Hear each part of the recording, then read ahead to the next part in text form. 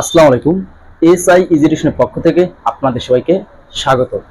আজকে আমরা ক্লাস করব নবম ও দশম শ্রেণীর সাধারণ গণিত বইয়ের 16 অধ্যায়। এই অধ্যায়ের পর আমাদের আজকে 7 নাম্বার পর্ব। যারা আগের 6 পর্ব দেখা নাই তারা অবশ্যই আগের 6 পর্ব দেখবে। আজকে আমরা 7 নাম্বার পর্বে 7 নাম্বার প্রশ্নের সমাধান করব। এখন আমরা আজকের ক্লাসটা শুরু করতেছি। দেখো পর্ব নম্বর কত? 7, 16.1, প্রশ্ন নাম্বার 7। দেখো আমাদের 7 নম্বর প্রশ্ন কি বলছে দেখো, একটি সমদ্বিবাহু ত্রিভুজের সমান সমান বাহুর দৈর্ঘ্য 10 মিটার এবং ক্ষেত্রফল 48 বর্গমিটার হলে ভূমির দৈর্ঘ্য নির্ণয় করো। দেখো প্রশ্ন বলছে কি আমাদের সমদ্বিবাহু ত্রিভুজ। তো সমদ্বিবাহু ত্রিভুজটি কি আমাদের আগে সেটা জানতে হবে। দেখো সমদ্বিবাহু ত্রিভুজটি কি? যে ত্রিভুজের দুইটা বাহু সমান তাকে আমরা কি বলতে পারবো? সমদ্বিবাহু ত্রিভুজ বলতে পারবো। দেখো আমরা চিত্রের মাধ্যমে দেখি। সমাধান।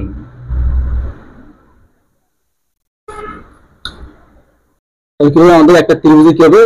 দুইটা বাহু সমান হবে। দেখো এটা আমাদের একটা ত্রিভুজ এ বি সি, একটা আমাদের ত্রিভুজ। তো এই ত্রিভুজে আমরা কি দুইটা বাহু কি হবে?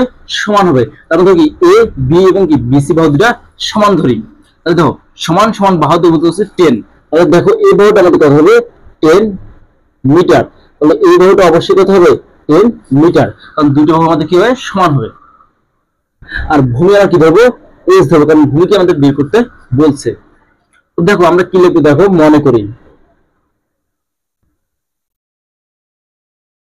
মনে করি সমদ্বিবাহু ত্রিভুজের সমদ্বিবাহু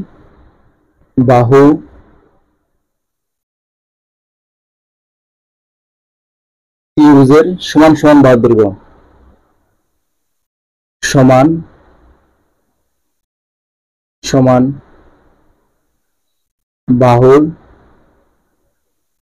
দৈর্ঘ্য এ ইকুয়াল দৈর্ঘ্য কত? 10 মিটার, 10 মিটার। এখন দেখো ভূমির দৈর্ঘ্য আমাদের কি বলছে? নির্ণয় করতে বলছে। তখন কি ধরবো? সমদ্বিবাহু ত্রিভুজের ভূমির দৈর্ঘ্য।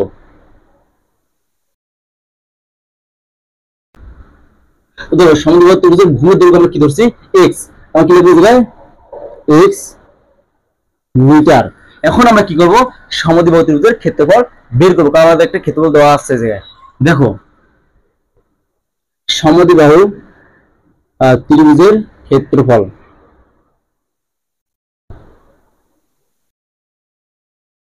দেখো সমদ্বিবাহু ত্রিভুজের ক্ষেত্রফল আমরা কি জানি? b divided 4 root 4 a square minus b square. দেখো এটা হচ্ছে আমাদের কি সমদ্বিবাহু ত্রিভুজের ক্ষেত্রফলের সূত্র। এখন আমরা যে কি করব? মান বসিয়ে দেব। দেখো সমদ্বিবাহু ত্রিভুজের b এর মান কত? আমরা ভূমির কি b ইকুয়াল, দেখো b এর মান কত? আমাদের x। কিভাবে মনে বোঝায়? x ডিভাইডেড 4 রুট, দেখো এর মান কত? আমাদের 10। আমরা কি বসে দেব? 10 বসে দেব ইনটু 10 স্কয়ার মাইনাস b মান কত? আমরা x। আমরা কি লিখব? x square equal x divided 4 root. দেখো 10 কে মাইনাস করলে কত হয়? 100 আর 4 গুণ করতে 400। আমরা লিখব কি 400 বা 400 মাইনাস মাইনাস x স্কয়ার।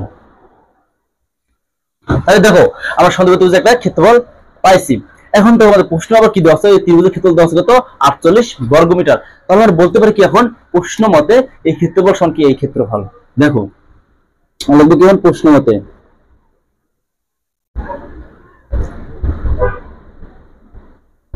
প্রশ্নের মতে প্রশ্ন মতে তোমার যা মন চায় কি তাই লিখবে। তো এই মানটা সমান কি বলতে পারি? 48 বর্গমিটার। দেখো এই মানটা সমান কি বলতে পারি? 48 বর্গমিটার। X divided 4 root 400 minus x square equal 48। দেখো এখন আমাদের কি করতে হবে, এই যে আমাদের রুট চিহ্নটা কি বাদ দিতে হবে। তাহলে কিভাবে বাদ দেবো আমরা, যদি আমরা উভয় পাশে বর্গ করি তাহলে রুট চিহ্নটি আমাদের বাদ যায়, তাহলে আমরা কি উভয় পাশে বর্গ করব।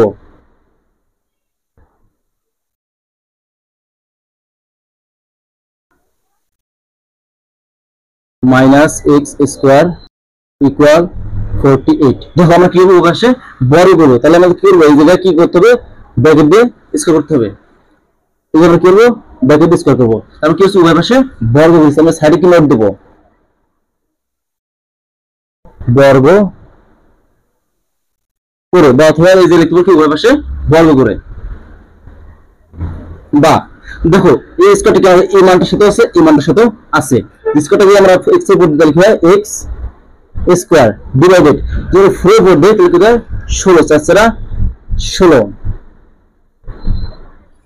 এখন দেখো যদি আমরা কি করি, এই জায়গা এই যে এই মানটা যদি আমরা স্কোয়ার দিই তাহলে কি এই রুট আর সাথে যায় কাটা যায়, তাহলে কি থাকে আমাদের 400 মাইনাস কি এক্স স্কোয়ার ইকুয়াল।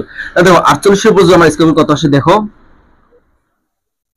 48 স্কোয়ার, তাহলে মান আসে 2304।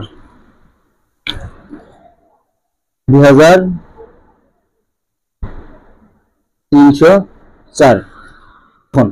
এখন দেখো এই ষোলটা পাশে কি আছে, ভাগ আছে, বাম পাশে ভাগ করে ডান পাশে কি হবে, গুণ হয়ে যাবে। দেখো আমরা লিখতে পারি কি, বা এক্সটার সাথে পুরো মানটা কি আছে, গুণ আকারে। 400 আর এক্স যদি আমরা গুণ করলে কি হবে 400 এক্স স্কোয়ার মাইনাস, এই যে প্লাস মাইনাস কি মাইনাস, আর এক্স আর এক্স স্কোয়ার স্কোয়ার গুণ করে এক্স টু দি পাওয়ার 4 হয়, x to the power 4 equal. এই ষোলটা পাশে কি হয়ে যাবে, গুণ হয়ে যাবে।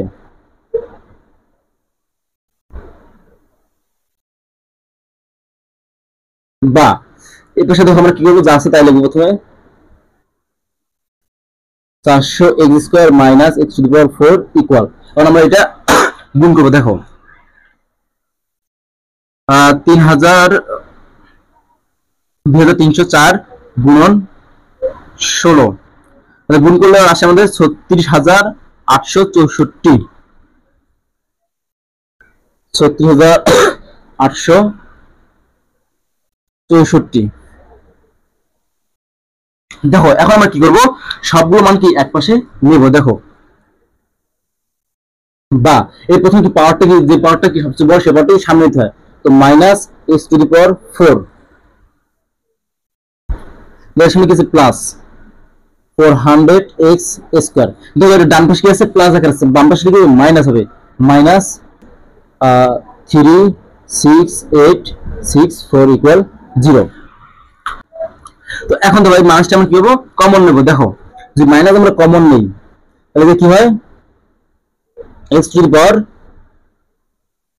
4, এবারে প্লাস এর কি হবে মাইনাস 400x স্কয়ার, এর কি আছে মাইনাস, এটা কি হবে প্লাস 36864 ইকুয়াল 0। অথবা আমরা সাইড নোট দিতে পারি কি, ওই পাশে মাইনাস দ্বারা কি মাইনাস 1 দ্বারা গুণ করে, মাইনাস 1 দ্বারা গুণ করে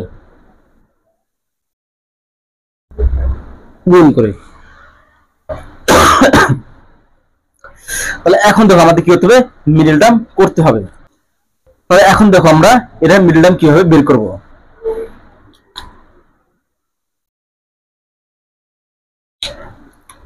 তাহলে দেখো 36864 এই সংখ্যাটাকে দুটো এমন কি দুটা গুণ নিতে হবে, যেন দুটো গুণ করলে কি হয়, এই যে এই মানটা হয়, আবার যোগ করলে কি আমাদের এই মানটা হয়।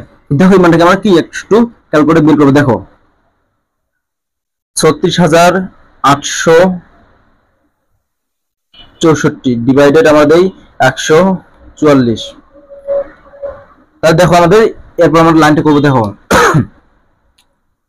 আমরা লিখতে পারি কি x to the power 4 minus কত লিখবো আমরা 256 x স্কয়ার মাইনাস কত আছে 144 44x স্কয়ার প্লাস 36864 ইকুয়াল 0। দেখো এই যে এই লাইন থেকে এই লাইনে কিভাবে আসলো, এই দেখো এইটাকে আমরা কি করছি, এটার গুণনীয়ক দুটো বের করছি। গুণনীয়ক দুটো কি বের করছি দেখো, 256 আর 144, এই দুটো সংখ্যা যদি আমরা গুণ করি, এই যে আমাদের কি এই সংখ্যাটা হয়। আর এই দুটো যদি আমরা যোগ করি তাহলে কত হয়, 400 হয়। তাহলে এইটার সঙ্গে আমরা এটা বের করতে পারি বা লিখতে পারি। দেখো সংখ্যাটা কিভাবে লিখবো আমরা, এই যে এই সংখ্যাটাকে আমরা কি এমন একটা সংখ্যা দিয়ে ভাগ দেব, ওই সংখ্যাটা কি ভাগ দিলে কি যে ভাগফলটা আসবে ওই ভাগফলের সাথে কি যোগ করলে কি বা যোগ বিয়োগ করলে কি আমাদের এই মানটা যেন হয়, এবং কি ওই দিয়ে আবার গুণ করলে কি আমাদের এই মানটা হয়। তাহলে দেখো আমরা কি করতে পারি, এই দেখো আমরা কি x স্কয়ার কমন নিতে পারি, বা দেখো এই যে দুটো থেকে আমরা কি নেব, a স্কয়ার কমন নেব। দেখো a স্কয়ার কমন নিছি, এই যে a স্কয়ার কমন তাহলে কি থাকে আমাদের x স্কয়ার থাকে মাইনাস 256, এই স্কয়ার কমন থেকে কি চলে যাবে, এই কিছু আর থাকবে না, মাইনাস দেখো এই যে মাইনাস কে আমরা 140 কমন নেব। তো মাইনাস 140 কমন নিতে কি এই যে মাইনাস 140 কি দেখো মাইনাস 140 আমরা কিছু কমন নিছি, এই যে আমাদের কি থাকবে আর শুধু x স্কয়ার থাকবে।